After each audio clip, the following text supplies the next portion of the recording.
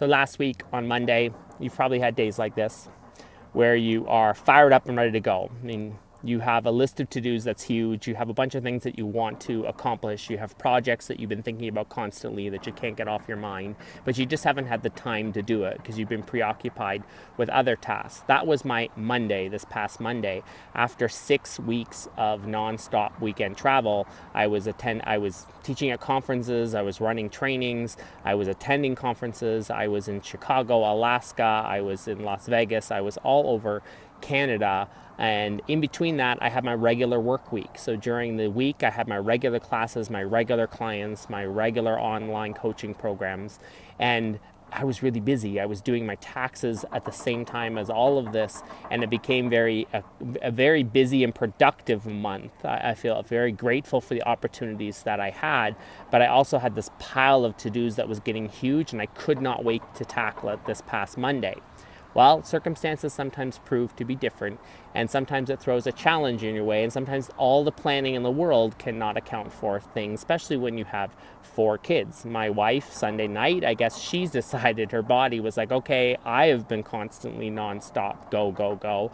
I need some rest, and she ended up coming down with a really bad flu. I mean, she was non-functional, hot sweats from head to toe, fever, sore throat, tired, body aches, like everything. I just looked at her and knew this is not good. So when I woke up that Monday morning to what I thought was going to be an amazing week of getting my to-dos done, getting ahead and pushing through with some of the things I'm passionate about, I realized that everything was in the trash can, and it took me a while to adjust to it. And then I had to remind myself, what am I most passionate about? I'm most passionate about my family. What's most important to me? My family. What comes first on a day-to-day basis? It should be my faith and my family.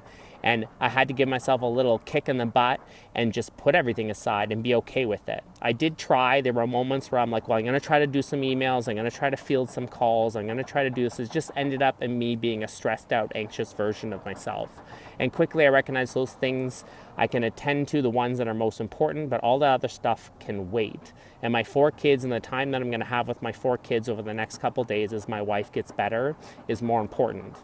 And I really enjoyed it. I really enjoyed it. Some parents that have multiple kids like us, you might be familiar with a technique called the divide and conquer. It's like a survival technique. You basically take the kids and you divide them up so that you can conquer doing stuff. So oftentimes I get defaulted to the older kids. I'll take our oldest 2 out while I'm running errands, or I'll take them downstairs as I'm trying to put something together or fix something or move something, or I'll take them outside while I'm trying to do something outside while my wife tries to get some organization and stuff going on in the house that she needs to do. And what I recognize is that I was missing out on my youngest. Is when we divide and conquered, I didn't always get to spend time with my youngest 2.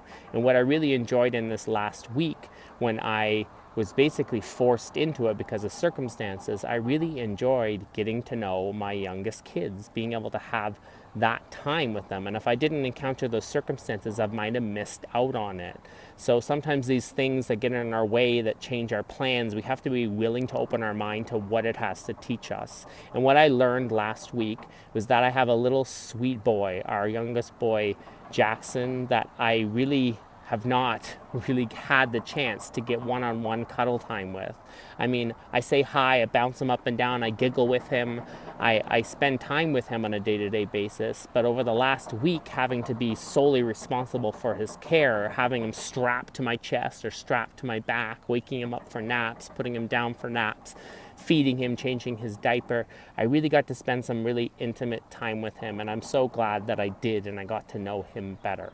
So if you woke up this week to things that were unplanned, I want you to try to open your eyes to see what you can learn during these circumstances that are not always in your control, because we have a choice. We can choose to be bitter and anxious and push towards the plans that we had in our head, or we can realize that plans change, life isn't always the same, and each week divides up or serves us a certain amount of things that we can choose whether we want to look at.